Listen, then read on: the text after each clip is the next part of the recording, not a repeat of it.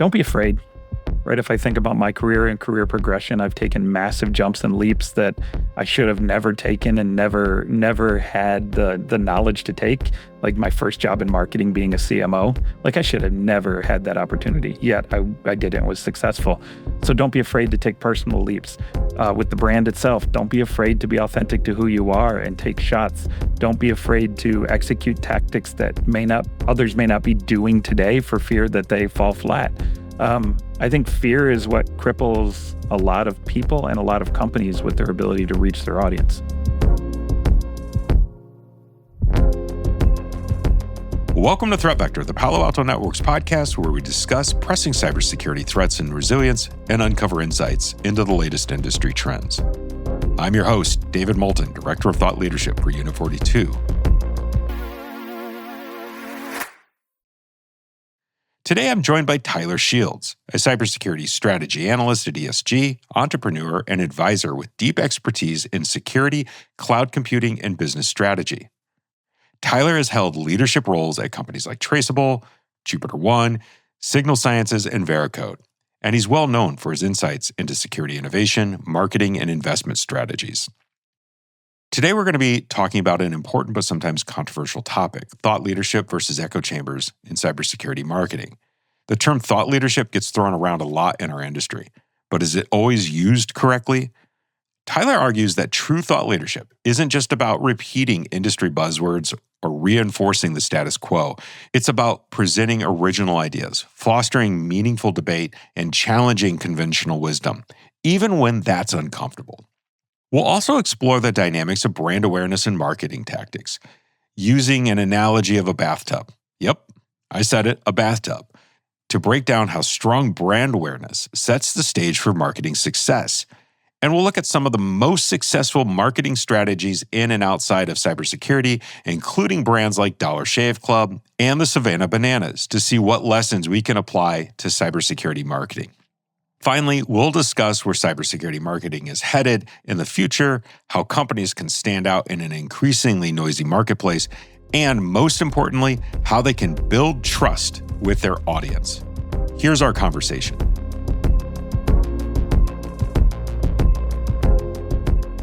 Tyler Shields, welcome to Threat Vector. Excited to have you here. Always great to see you too, David. How are you, bud? I've been good. It's a little different than what I normally talk about, but ever since we were together at the conference, I've been excited to make this podcast. Tyler, you've had this incredible career spanning cybersecurity research, strategy, product marketing, even some advisory roles for startups. And before we get into our deeper conversation today, I want to hear your thoughts on what made you jump back into, as you put it, your cyber marketing analyst roots. Yeah. Per our conversation off pod, I've had a very weird career, and I've just kind of followed my passion throughout that career, right? And it started as an R&D guy writing code, doing offensive security work for cyber consulting companies, moved through an analyst role at Forrester for 4 years. And what I found was that role was a combination of technology and business and research that I had never experienced before. It gave me kind of one leg in each side of the stool, or in each pool, however you want to phrase it. Then I had the opportunity to build a couple of startups as CMO, and we got a couple of those successfully off the ground. And when I look back at my career, I realized the research work, the understanding of the markets is what I really loved. And so I decided at this stage of my career to make the move back into being an analyst again. That's awesome. As I say, do what you love and you never work a day. And hopefully this podcast doesn't feel like work for you today. This podcast does not feel like work, but I will say that even if you do what you love, you're still working. So That's true. Yeah, I don't mind working, actually. My wife often will tell me to stop choring on weekends and take it easy. And I'm like, but this is kind of my zen, my mentor, or my ability to do something ends up giving me satisfaction. There you go. So thought leadership, it's a word that gets thrown around quite a bit, a buzzword, if you will.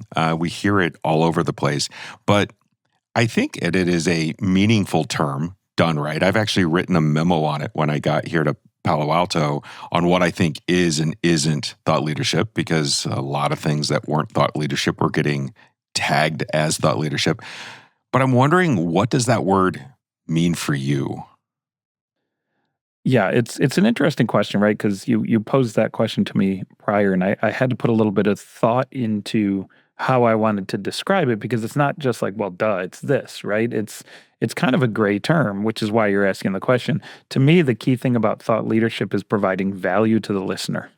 And I know that's kind of a weird way to look at it, but it's actually how I anchor all of my marketing efforts. If you provide value to the other side, the listener, the person that you're trying to reach, that's the ultimate marketing. And so when you're doing thought leadership from a marketing vantage point, it's about providing value to someone else. So thought leadership could be, simple definitions of something if the audience doesn't understand that. Or it could be very deep research that pushes the boundaries and drives the market and discusses innovation and new topics. And that's where I tend to live, given my background as an R&D person. That's where I tend to live. But my view of thought leadership is about providing value to the audience that you can't really get anywhere else. I've talked a lot about this idea of marketing having this mandate and unique position of going out and answering the hard questions, doing the work to find the research, find the data, put it together, package it up, and deliver it. And I think that that's thought leadership. I think there's also things like earned insights that are thought leadership. But if everyone is saying it already and you're joining the chorus, that's not thought leadership. That's echo chamber. You're not providing value in that example, right? Because the value has already been provided. The audience already knows what you're saying, and you're just spewing out the same stuff that everybody else is saying. And that's exactly why I say they have to receive it as valuable. And, if 100 companies are all saying the exact same words, they're not going to receive it as value. They've heard it a million times. It's the same thing that they've already learned. So as security professionals, we have this opportunity to say new things, but it can be scary. You're not sure how it's going to be received, if it's going to upset your comms or PR teams. How do we lean into actual thought leadership rather than that echo chamber of recycled ideas? So I think you can answer that question in a couple different ways. There's the individual version of that. As an individual person, it's about pushing boundaries and learning new things and expressing those new things as value to the audience. But then there's also the corporate version of that question, right? And I think oftentimes that forward-thinking, pushing the boundaries view can be neutered a bit by corporate risk and corporate not wanting to say thing that's going to turn off the audience or get any kind of negative brand impact. And within reason, I don't necessarily think that's the right way to do things as a brand, right? I think the brand marketing is about being true to yourself. And if your company is just an extremely risk averse, stodgy old company that doesn't want to have a brand of innovation, fine, then you're never going to get that out.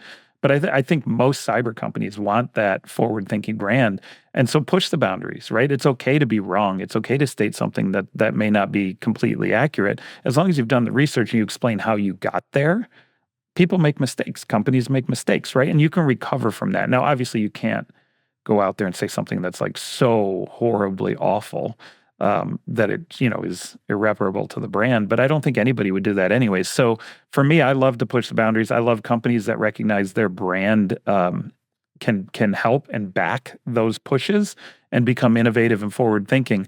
There's a couple of big companies in the market. One of which you guys work for. I think that does a really good job of pushing that brand. So one of the things I have noticed, I entered cybersecurity later in my career, but that there's this tendency that we have to reinforce some of the same narratives over and over. And maybe it's not just cyber, but in our space and in cybersecurity, why do you think this happens so often? I think it happens for two reasons. One, I would say our market, the cybersecurity market as a general market, is a intelligence space, meaning it's very hard to do versus something that's been done for hundreds of years, like making a consumer packaged good or something like that, where the market is very different. We have to express very novel ideas, very difficult research in easy to consume ways. And that makes it very difficult to use simplistic terms and simplistic words. And what ends up happening is people always try to be the smartest in the room. What I found has worked for me as CMO of multiple startups is to just use the most simple, straightforward words about what you do and state it cleanly to the audience. And all of a sudden they're like, oh, you're this. Well, that makes sense. I need that, right? And so it ends up working very well. So when we were talking before the show, you talked to me about this idea of brand awareness versus marketing tactics. And you had this analogy that I really, really loved. You used this idea of a bathtub where brand awareness is the water and marketing tactics are rubber duckies. Can you explain this concept to our audience and why so many or companies get it wrong? Yeah, I think, often I'll start with the second half of the question and come back. I think companies get it wrong because most cybersecurity companies, certainly the younger, innovative ones, are usually, two guys that have created a really killer technology or technological idea on how to stop an attack or detect an attack. And they don't quite understand this concept of what brand is and how marketing works and how it's a compounding engine over time. So I came up with this analogy about bathwater and rubber duckies, where the rubber duckies are your SEO and your email sends and your phone calls and all of your individual tactics that you do as a marketing organization. If you just did those without any water in the bathtub, they would never float. They would never work. But if you have brand impact, what the water does is it raises the efficacy of every tactic that you do. Because if people recognize, oh, that's that brand that I saw at such and such an event, or that gave me this swag piece that I found super interesting and very valuable to me, or put out this research that I really learned something from, when they get that email or that phone call or that other piece of tactic, they start to go, oh, that was something I learned from them. I enjoyed the time with them. And the brand makes the tactic much more palatable and successful. And that's why you see all these cyber companies that have no brand recognition whatsoever, firing off emails into the abyss, and everybody hates them because they don't know who they are. They don't know what they do. There's no relationship there. There's no value that person has gained. And all of a sudden they're like, hey, I've never given you anything in your life. Can you please come buy my stuff? Like, that doesn't work. You have to build that relationship over time. And that's the brand awareness rubber ducky analogy.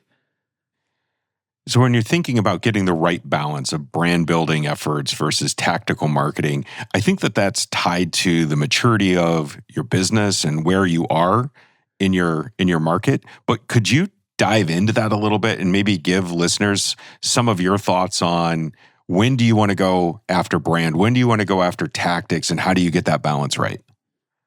Yeah, I would argue, it's funny when I've done early stage startups, and I've been an advisor to a dozen or more, maybe even a couple dozen by this point, high growth cybersecurity startups in super early pre-seed and seed stages. So very familiar with that arena. And oftentimes they'll bring in a head of marketing or even just a demand gen person and say, go create leads, go make demand happen. And the problem is nobody knows who you are. You've never provided value. The relationship's not there. And these folks are spending money, spewing tactics with no water underneath the rubber duckies, right? So I would argue actually that the first probably year, let's call it $500,000 in ARR to even 2 or 3 million, is all about building brand. It's all about adding people to the database, building brand and providing them value, not trying to generate sales in any way, shape, or form. Your first couple of million comes on the back of the sales side, comes on the back of the founders, investors, advisors. You get that thing off the ground 100% just by guerrilla sales, direct tactics through your network, while you're building your brand recognition, while you're doing events, while you're providing thought leadership and value to the audience. And then 2 million, 2.5 million, whatever that magic number is, you start to, hey, we have a new product launch. Would you like to see it? You start to add a little bit of true marketing tactics to the mix. So I would argue that right out of the gate, it's almost all brand building.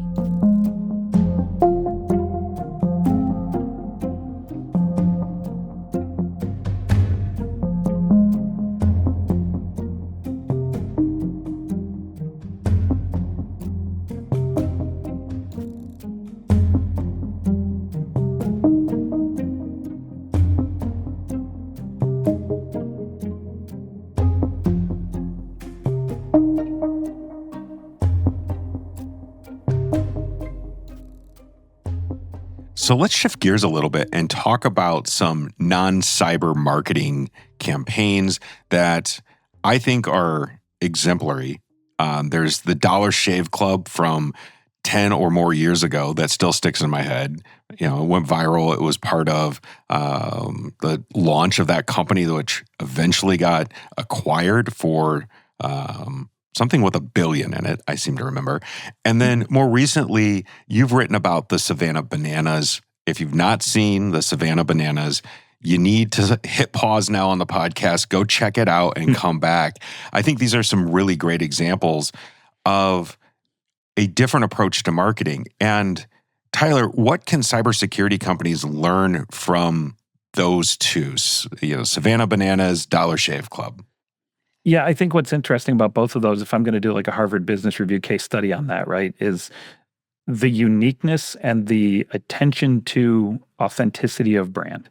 And so what I mean by that is they wanted to create an environment that had a different value proposition, both of them, than the traditional market, right? And so let's just talk about the Savannah Bananas. They created a value proposition that is entertainment, not just minor league baseball, not just, hey, we're going to go eat peanuts in the audience and drink a couple beers and watch a game in the sunshine. We're going to be entertained like a show attached to it, right? So that was their value proposition. And what they did is they remained very true to that brand all the way through to social media clips, to all of the tactics that they layered on that brand. They were very authentic to who they wanted to represent outward. And I think part of cybersecurity is there's no authenticity of brand. That's where a lot of the problem lies. When you can actually say, hey, our brand is going to represent fun, our brand is going to represent colors and brightness, not darkness. Like, there's lots of different ways you can do that, but you have to be true to what you want people to perceive as your brand. And I think the Bananas do a really good job of that because they are unabashed that we don't care if baseball is not the core of what we're doing. We want to entertain. Entertainment's the core of what we're doing, and they remain truthful to that brand. And I think a lot of cyber companies, whether it's, you know, the dark vibe, the modern tech vibe, the whatever they want that brand to be, let that shine through everything they do with a consistency and make it stand out against the background that everybody else is doing. And I think you'll find that you can market a lot better. So I'm not fishing for compliments for Paolo here. We'll assume that we're getting some of it right and some of it wrong. Sure. But are there any vendors that you see that are really doing a great job of this right now? Yeah, the easy way to answer that question is to just very quickly ask yourself, who do I remember? And if you can say, who do I remember? Well, you know who I remember? I remember Keanu Reeves at Palo Alto, right? I remember that. I remember those ads, and I remember the vibe, and I remember the brand. And I remember, hey, we're forward-thinking, innovative. There's the key words beneath that brand that Palo's looking to put forward, and they did a great job of doing that. There's probably, there's another company, and, I'm talking book a little bit here, so just to be open about that, but Permisso has got another amazing brand. If you go to permisso.io, it's cartoony and, it's very animated brand, but that's what they wanted their brand to be, and they've done a great job, and it stands out. It looks different. It appears, it's very different than Palo. Neither one is necessarily more effective than the other, but these are the things you remember, right? And so go to RSA, walk the floor. Just walk the floor one time. What do you remember? Wiz did their shopping cart, their shopping mart booth. Everybody remembered that. They did a phenomenal job of turning their brand into something whimsical, fun, unique, that stands out against the crowd. And they represented who they truly want to be. Yeah, as you were talking about it, I was thinking about Black Hat, and one of the brands that stood out there was Torque, what they did with their lasers and their skeletons. And I was walking through the floor and I thought, is there a skateboard company here today?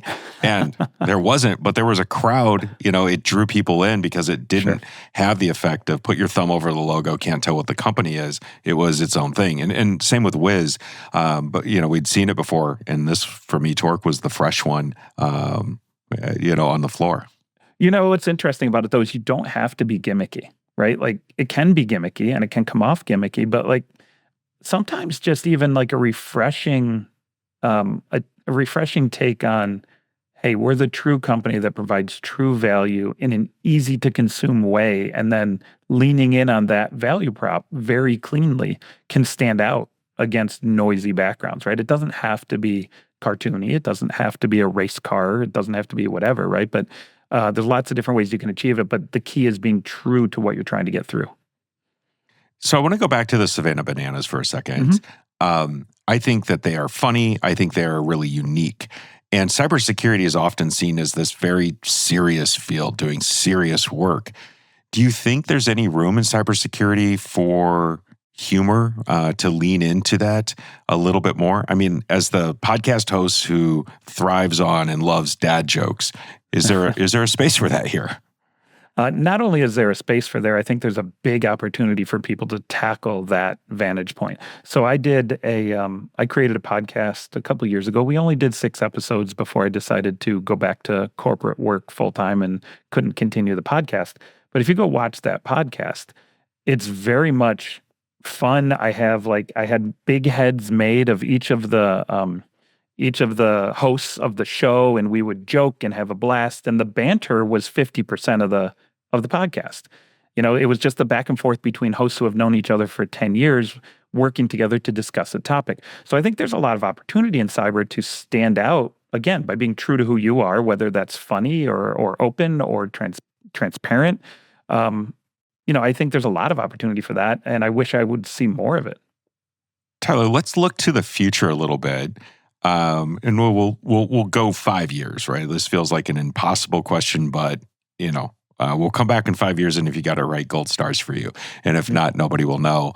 But if you look ahead, what do you think the biggest challenges are for security marketers in this medium period of the next 5 years? Yeah, that's a good question.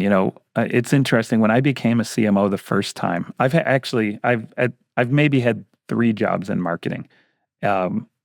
A VP role and 2 CMO roles. I was never a line marketer, right? So the first role I had was a CMO role at a startup that sold for about $800 million. We ended up running that one up and doing a really good job of it. So I took everything down to first principles, right? Literally, because I didn't know what I was doing. It was like, hey, how do I do this? Well, let's start with this, right? So everything came down to first principles.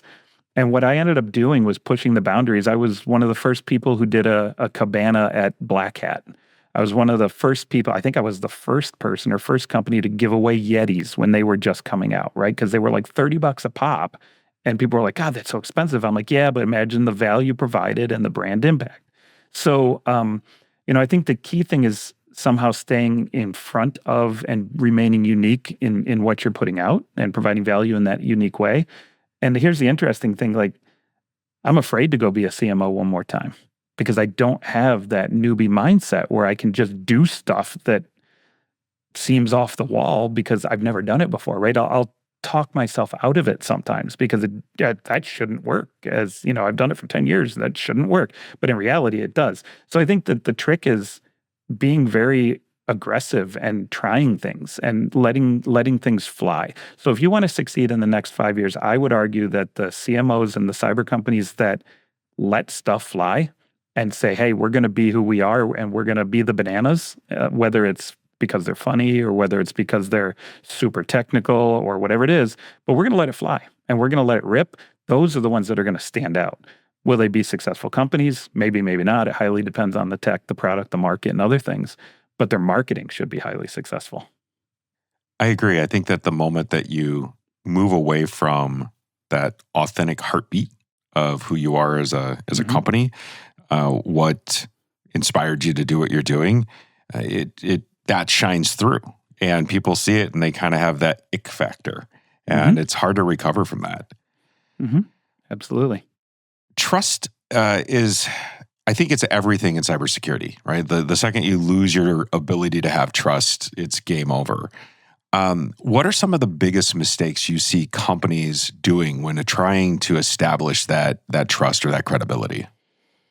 Lying and hiding the truth, right? And I'll be fully honest with you. I've seen so many companies that will shoot way beyond their mark with their tech, and they'll market something that doesn't actually exist, or something will happen and they'll try to bury it with PR, or something else will happen and they'll look for ways to change the narrative or spin things. And all of it comes back down to exactly what I'm talking about, which is your brand reputation, that's all you have as a business is your brand, who you are, right? And if you bury it and try to hide it, you're going to fail. And I think too often I see companies try to do marketing tactics just to get leads, regardless of whether it's who they are or not. They know, hey, if I send 100,000 emails, I get this much back. That's what I got to do. And the reality is, yeah, we don't want to be perceived that way. We don't want our brand perceived that way. So let's not do that, right? And I think those that aren't true themselves or lie or spin things are the ones that will ultimately fail. I think that's good advice for any industry, but For sure. cyber in particular, I think is so sensitive to it. And the folks that we're working with, the folks that we're marketing to, are unbelievably aware. They're sensitive. They're able to cut through any BS so quickly. They're paid to be risk adverse. And I think the second that you come at them with something that doesn't line up, they're able to just suss it out so quickly. Yeah. It's interesting. I always say, and this has been said by many people before, but it takes a lifetime to build trust. It takes a moment to tear it down.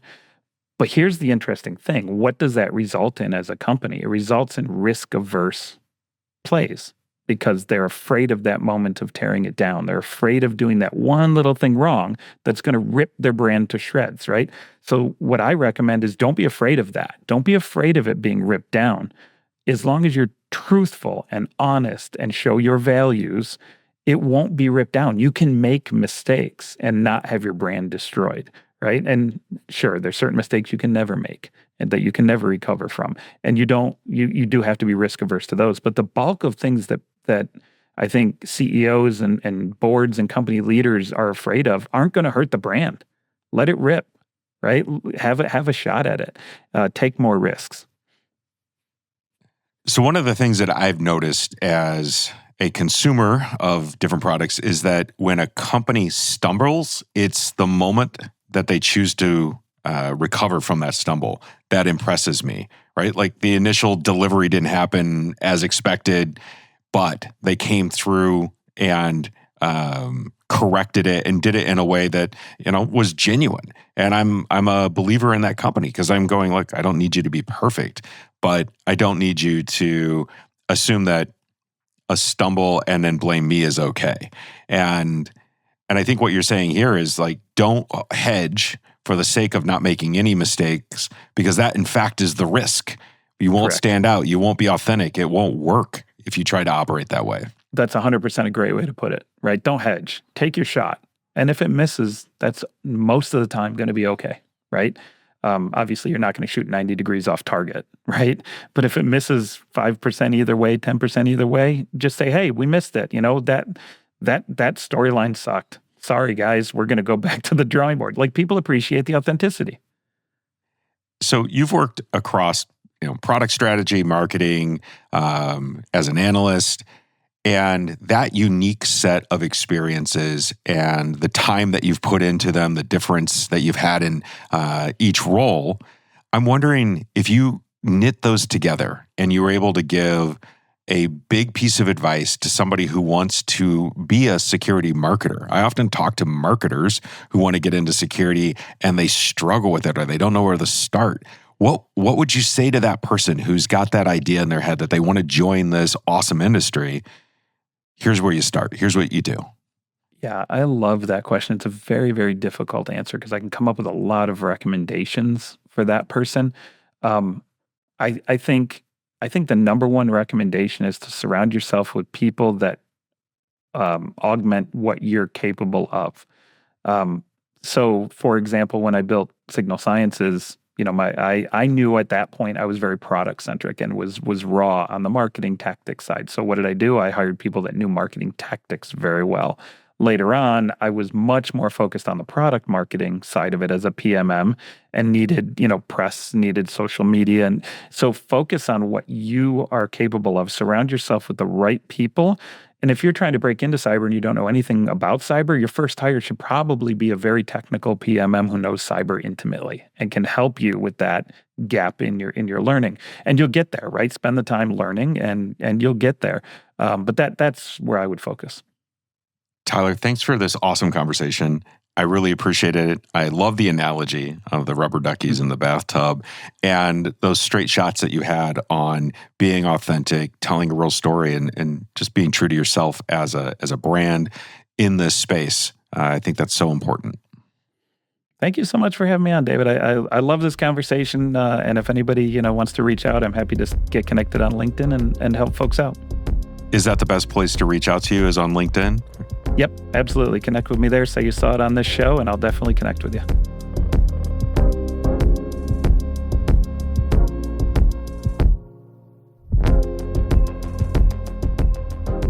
Well, that's it for today. If you like what you heard, please subscribe wherever you listen and leave us a review on Apple Podcasts or Spotify. Those reviews and your feedback really do help me understand what you want to hear about. And if you want to reach out to me directly about the show, email me at threatvector@paloaltonetworks.com. I want to thank our executive producer, Michael Heller, our content and production teams, which include Kenny Miller, Joe Betticourt, and Virginia Tran. Elliot Peltzman edits the show and mixes the audio. We'll be back next week. Until then, stay secure, stay vigilant. Goodbye for now.